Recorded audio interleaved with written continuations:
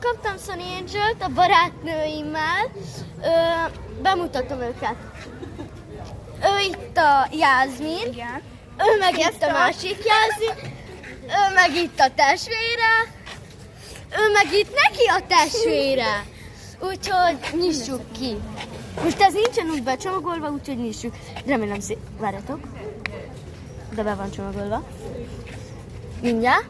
Na lányok, én szeretném ezt az őzikét, ezt, meg a pandát. Ez nem gyümölcs? De ez gyümölcsös. Nem, az nem gyümölcsös. Ezeket szeretném, Ja, jó. és akkor romboltsuk szét. Majd. Majd gyümölcsös is ilyen narancsárga igen. szokott lenni. Hát de figyeld, már gyümölcs van rajta. Nézzétek! Gyerekek, gyümölcs van rajta, pedig állatok. Igen, és nézzétek, itt meg állatok. Na gyerekek, így néz ki a csomagolás. Ez szar már. Ez kamu. Igen, de Szofi, ez szar, mert ez szép.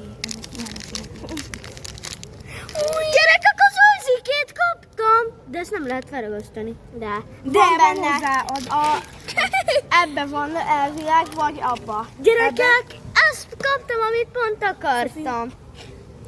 És akkor ezt várjatok, gyerekek. Várjatok egy perc. Ez nem áll.